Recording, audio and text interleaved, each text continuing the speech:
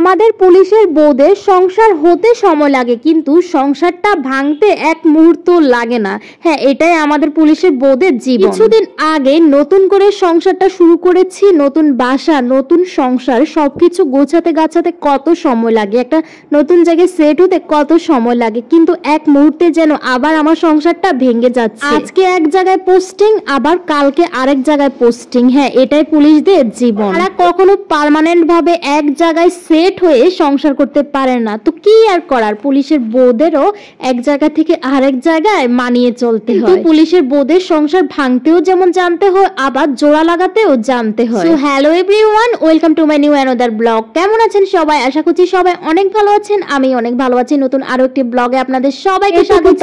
আগে আমি এখানে আসি, তারপর নতুন করে সংসারটা শুরু করি, একটু করে সংসারটাকে নিজের মনের মতো করে সাজাই, কিন্তু যখন শুনি আবারও ভাঙতে হবে সংসারটাকে, তখন খুব কষ্ট লাগে। প্রত্যেকটা মেয়েরই অনেক শখের মধ্যে প্রধান একটা শখ হচ্ছে নিজের একটা সংসার থাকা, কিন্তু সেটাকে যখন নিজের হাতে ভেঙে দিতে হয় তখন কতটা কষ্ট লাগে বুঝেন তো আপনারা। আমার হাজবেন্ডের আবারও পোস্টিং হয়ে গেছে চিটাগাং, তো এখান থেকে আবারও চলে যেতে হবে অন্য কোথাও গিয়ে আবার নতুন করে সুন্দরভাবে একটা সংসার সাজাতে হবে। হ্যাঁ, পুলিশের বউদের এভাবেই এক জায়গা থেকে আরেক জায়গায় সংসারটাকে সুন্দরভাবে আবার গুছিয়ে নিতে হয়। আমি না এই কয়দিনের সংসারের মায়ায় এমন ভাবে পড়ে গেছি, এখন আমার এই সংসারটাকে রেখে, বাসাটাকে রেখে কোথাও যেতেও ইচ্ছে করছে না। একটা মেয়ের যদি সংসার ভালো হয়, সংসার সুখের হয়, তখন না সে কোথাও যাওয়ার কথা ভুলে যায়। মেয়েদের সুখের সংসার হলে মেয়েরা যে এই মায়ায় পড়ে, আসলে এই মায়া কোনো কিছু দিয়ে কাটানো সম্ভব। যাই হোক, এতক্ষণ তো দেখছেন যে কত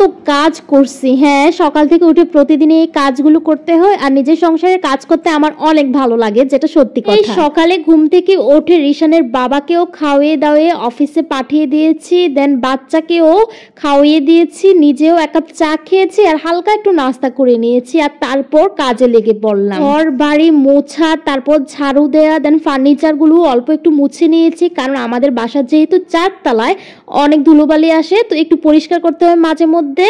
আর থালা বাসনও সব ধুয়ে নিয়েছিলাম। আর কি কি রান্না করব, এই যে আপনাদের সাথেও একটু শেয়ার করে নিয়েছি। ঝুরি আলু ভাজি করব, মাছ রান্না করব, আর কুমড়ো আলু টমেটো দিয়ে একটা তরকারি রান্না করব, আর এই তো ডাল তো টমেটো দিয়ে রান্না করে নামিয়ে নিয়েছি।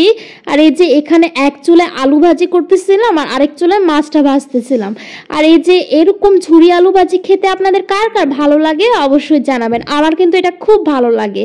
আসলে প্রতিদিনই তো মাছ রান্না করা হয়, এরকম একটা আইটেম যদি মাঝে মধ্যে থাকে, খাবার খেতে কিন্তু খুব ভালো লাগে। তো এর জন্য আজকে আলু ভাজিটা করলাম। আর কাজকর্মের ফাঁকে এখানে একটু ফল কেটে নিয়েছি, বাচ্চাকে খাওয়াবো, ও আসলে খেতেই চায় না। তো আমারই রান্নাঘর থেকে যাওয়া আসা করে বারবার ওকে খাওয়াতে হয়, মানে রান্না বান্না করি, সমস্ত কাজকর্ম করি, বাচ্চার দেখাশোনাটাও ঠিক মতো করি, নিজের সন্তান বলে কথা। তো যাই হোক, এখানে মাছ রান্না করলাম, তরকারি রান্না করলাম, আর আলু ভাজিটা করলাম। তো রান্না কমপ্লিট, নামিয়ে নিলাম। আর এখানে ওই যে তরমুজটা ছিল না, অর্ধেক ফ্রিজে রেখেছি, সেটা নামিয়ে নিয়েছি। তো ঠান্ডা ছেড়ে দিলে যখন রিশানের বাবা আসবে তখন সবাই মিলে খাবো। তো অনেক কাজই করলাম, আর ভিডিও করা হয়নি, স্নান করে আসলাম। তো আজকে এই পর্যন্ত, ভালো থাকবেন।